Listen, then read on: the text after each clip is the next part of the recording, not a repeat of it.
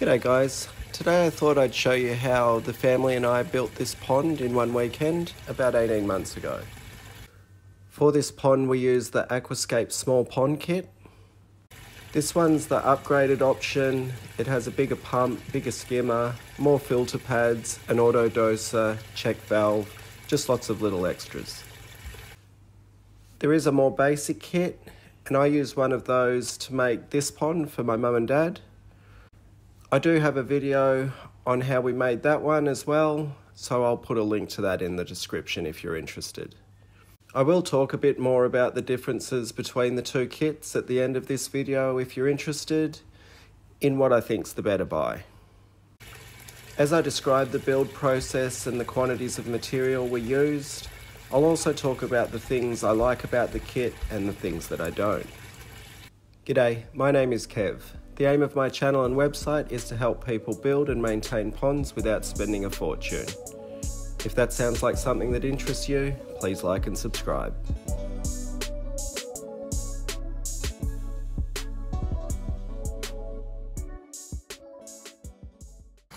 I've got lots of ponds, but this was the first one I built with professional grade equipment. Because it comes with everything you'll need to build the pond, it's much quicker to build the pond. Hence why we were able to get this one done in just one weekend. Of course, you will pay for the convenience. So this pond, although smaller than my courtyard pond, cost more than twice the amount of that build. This is my courtyard pond, and I'll put a link in the description to how this was built using DIY filters and skimmers if you're interested. But for now, let's jump into how this Aquascape pond was built. The cool thing about the kit is you'll need no special equipment. We just used the kit, a few shovels, a wheelbarrow, tape measure, a level and a screwdriver. The first thing we did was look at the location. We wanted it under the window in this sunroom. First we positioned the waterfall filter so it was looking at the window. And then we positioned the skimmer lid on the opposite side. This is where the pumps will sit. We measured and marked out the dimensions of the pond. This kit allows for a pond that's 3.3 metres by 2.4 metres and 60 centimetres deep. Before we started digging, we laid out the flexible pipe from the skimmer and connected it to the biofalls filter. The glue in the fittings is all included with the kit. Now we could start digging. Now the grass does look green, but it was sprayed with herbicide the day before. All the dirt is going to be used to fill in around the pond and the waterfall filter. Having the pipe laid out allows us to just bury it as we're digging. All that excess dirt will become a garden, and the last thing we want is all the grass growing amongst the plants. So that's why we sprayed it beforehand. You can see we haven't connected the skimmer yet. It's just sitting there. The skimmer's going to set the water level, so by completing the dig out first, we had a fair amount of flexibility in where we would ultimately set the water level of the pond. We created 3 different levels in the pond, each at about 20 centimetres deep, and that took us down to our ultimate 60 centimetres of depth. While we were digging, we found a stormwater pipe, and rather than rerouting it, we just left it in place, and this gave us a shallow area where we were able to position some island rocks, which ended up looking pretty cool. Once the pond was all dug out, we could set the skimmer. Of course, make sure that it's level. Once we had the skimmer in place, we could check the water level of the pond using the straight level and just a piece of framing timber. Once we were happy, we put in the underlayment fabric and the rubber liner. Then comes probably the most nerve-wracking part, connecting the skimmer and the waterfall filter to the pond liner. Unfortunately, I didn't have any photos of this process, probably because I was so focused on not buggering it up. It actually wasn't that bad. Again, all the screws and the silicone are included in the kit, and Aquascape have made quite a few helpful videos on how to connect them. As long as all the surfaces that are connecting are clean and you're liberal with the silicone, there's not going to be a leak. If you get really nervous like I did, I recommend you just watch those helpful videos I mentioned. I'll link them down in the description for you. Once the skimmer and the waterfall filters are connected, it really moves along fast. Stacking the rocks is really easy because of the shelves that we carved in. We use Rever Pebble to fill in the gaps and cover the bottoms of the pond and shelves. We use 1.5 cubic metres of the large buffalo boulders and just half a cubic metre of the pebbles.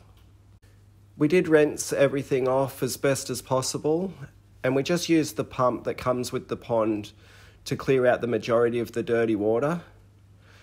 We didn't try and get it crystal clear as that would waste too much water. Instead we used a flocculant. This will clump the clay particles together so they become trapped in the filter sponges.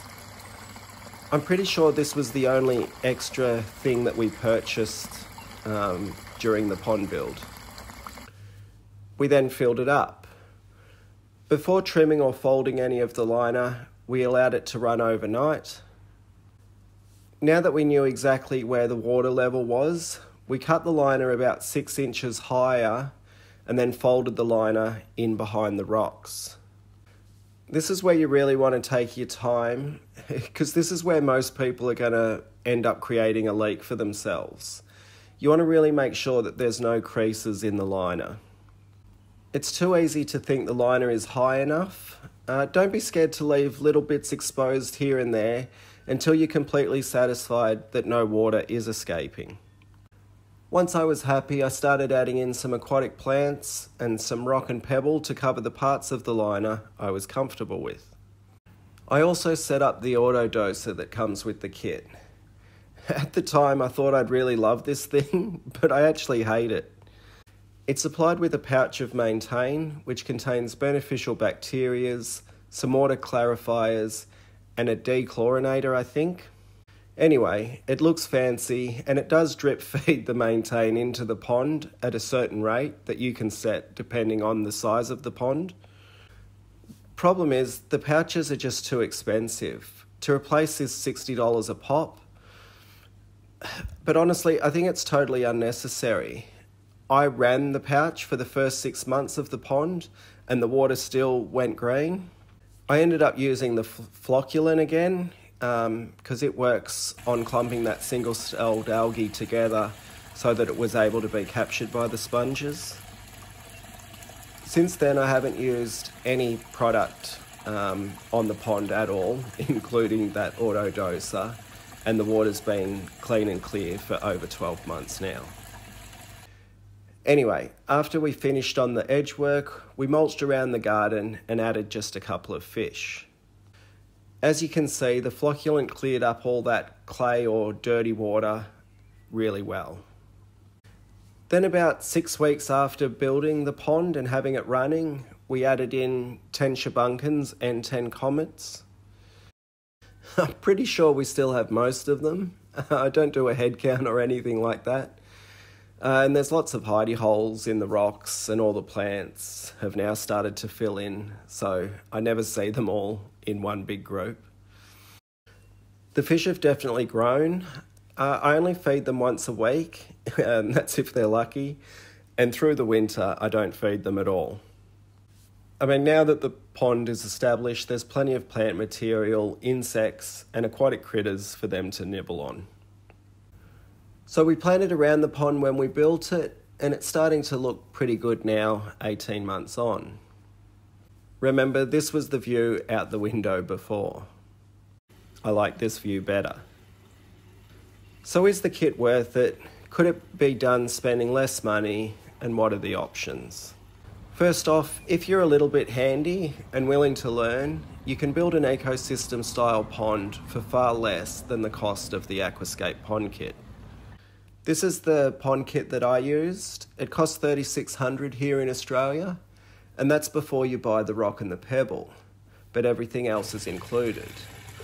Oh, and there's no lights in the kit. The ones that I added on, they were extras.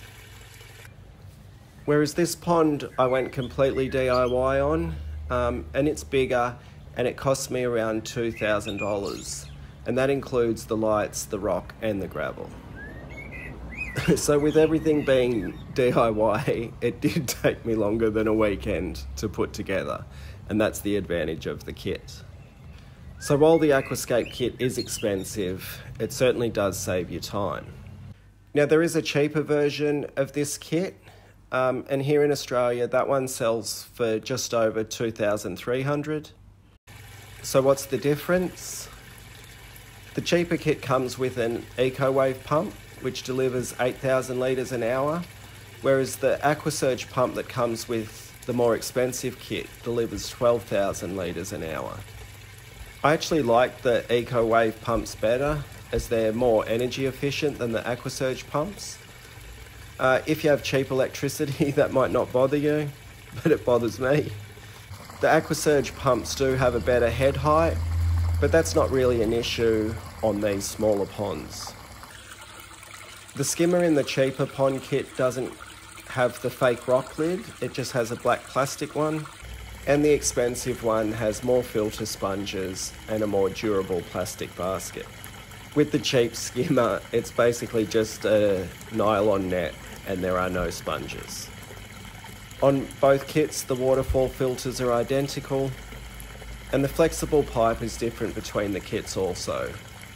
And the cheaper one has no check valve. What the check valve does is it prevents the water draining from the waterfall filter if the pump shut off. And of course, the expensive kit also has that auto doser that I don't think you need at all.